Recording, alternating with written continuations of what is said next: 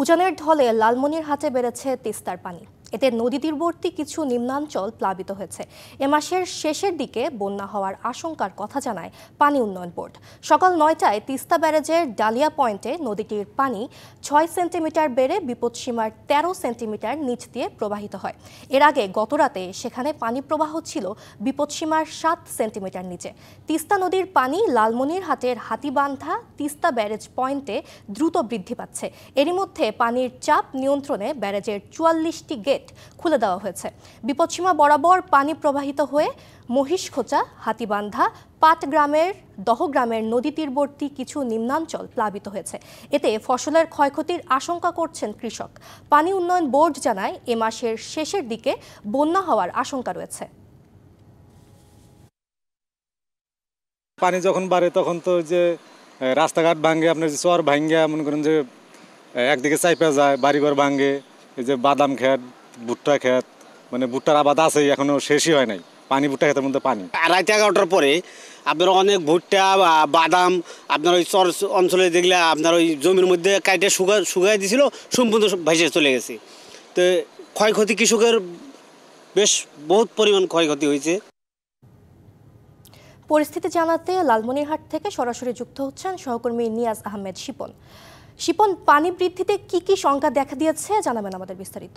সঙ্গীতা, আমরা জানি যে তিস্তা নদীর এই কর্মকাণ্ড, অর্থাৎ এই যে প্রতি বছরে যে ভাঙন সৃষ্টি হয় সেটি কিন্তু এবারের দৃশ্য নয়, প্রতিবারই হচ্ছে।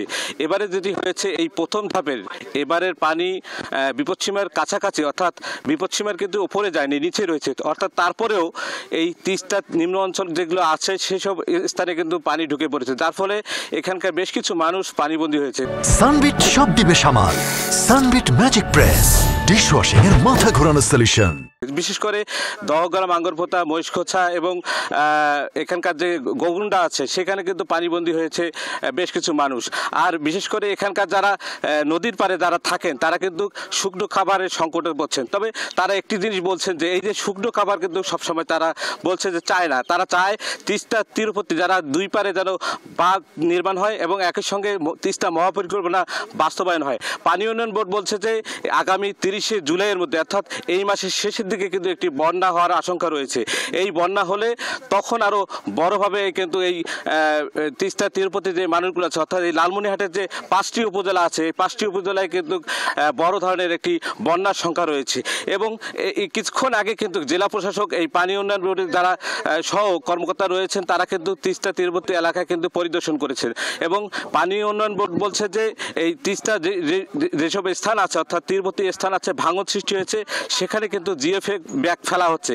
তবে এই তিস্তা তীরবর্তীর মানুষ সবসময় অভিযোগ করে আসছে যে তিস্তার সময়, অর্থাৎ এই যে বন্যার সময় জিও ব্যাগ ফেলে কিন্তু ভাঙন রোধের চেষ্টা করে, কিন্তু যখন শুকনো মৌসুম তখন কিন্তু তারা করে না। তাই বলছে যে এখানে কিন্তু বড় ধরনের একটি তারা বলে যে দুর্নীতির অভিযোগ তুলছে কিন্তু তিস্তা তীরবর্তীর মানুষরা। তো এইখানকার এখন যেটি বলা যায় যে তারা বলছে যে পানি এই শুকনো খাবার প্রয়োজন নেই, তিস্তার যে জিও ব্যাগ প্রয়োজন নেই, তারা চায় তিস্তা মহাপরিকল্পনা বাস্তবায়ন হলে কিন্তু এই সমস্যা আর এই তিস্তার পারে থাকবে না। তো এই ছিল আমার হাতে এখনকার সর্বশেষ। সঙ্গীতা। শিপন, ধন্যবাদ আপনাকে।